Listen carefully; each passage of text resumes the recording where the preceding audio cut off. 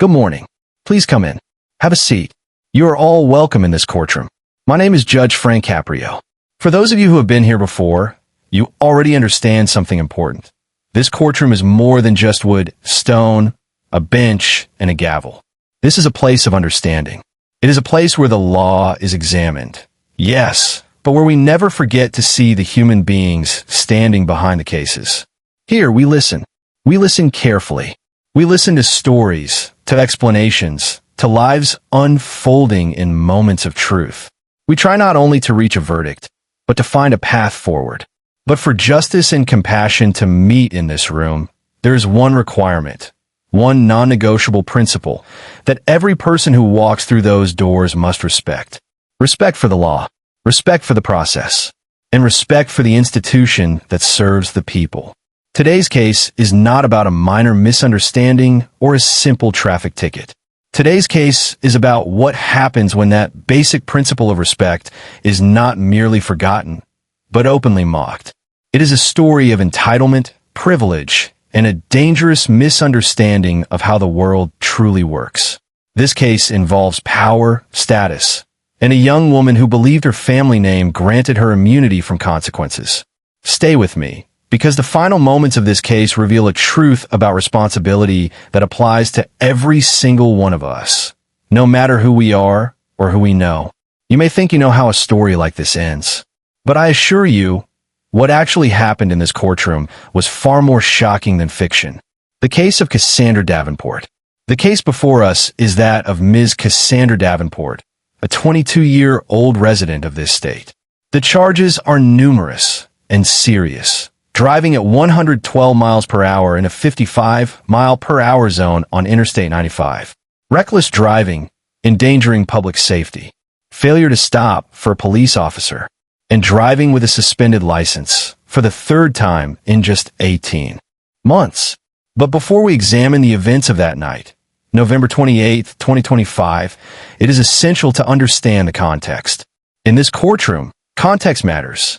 Ms. Davenport is the daughter of Deputy Director Michael Davenport of the Federal Bureau of Investigation, a man who has served this country honorably for over 30 years. A man known for integrity, discipline, and unwavering respect for the rule of law. Remember that fact, because it is the sharpest contradiction in this entire case. The daughter of a man who represents the highest levels of law and order now stands before municipal court for conduct that shows complete contempt for it. This is not just a legal proceeding. It is a family tragedy unfolding in public view. And as serious as the charges were, they were not the most disturbing part of her behavior. An entrance without respect. When Ms. Davenport's name was called, she approached the bench slowly. Not nervously, not humbly, but with visible boredom. She chewed gum. Her eyes wandered across the room. She was typing on her phone as she walked. I paused because I always give people a moment to collect themselves. "Good morning, young lady," I said. "Would you mind putting your phone away? This is a court of law, and your case deserves your full attention." She looked up, annoyed. With an exaggerated sigh, she shoved the phone into her back pocket. She did not say, "Yes, Your Honor." She said nothing at all. Silence, heavy with disrespect. In my many years on this bench, I have learned how to read people. I recognize fear, shame, regret, remorse. In Ms. Davenport, I saw none of it. I saw privilege. I saw entitlement. I saw someone who believed the rules were for everyone else. Still, I hoped. Perhaps she was unaware of the gravity of the situation.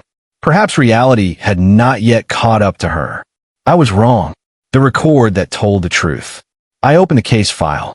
It was unusually thick for a traffic matter. "Ms. Davenport," I said, "these charges are extremely serious.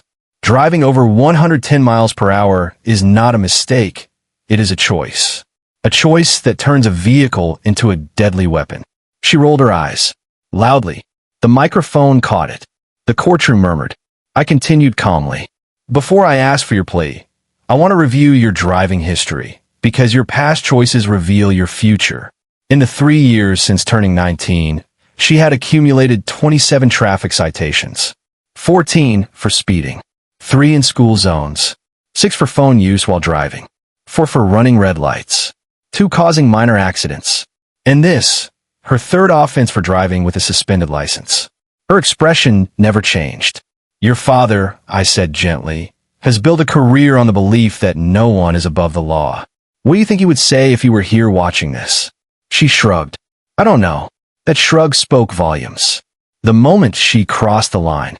Later, when asked to show understanding, she leaned into the microphone with a smug smile. Honestly, she said, I think my father would tell you to wrap this up so I can make my 1 o'clock brunch reservation at the Vanderbilt. The courtroom froze. Then, unbelievably, she pulled out her phone again, took a selfie, posted it online. Just letting my friends know I'm surviving this nightmare, she laughed. Boarding court. LOL. That was the moment the hammer had to fall. This was no longer about traffic violations. This was about contempt for the justice system itself. The sentence, on the suspended license. Maximum probation, $1 fine. 2-year license suspension, on reckless driving. Maximum fine, 100 hours of community service in a trauma ward. On fleeing an officer, 30 days incarceration. And for criminal contempt of court, a deliberate, calculated act of mockery. An additional 90 days, consecutive 20 days total. Bang! Court adjourned. The lesson. This was not punishment driven by anger.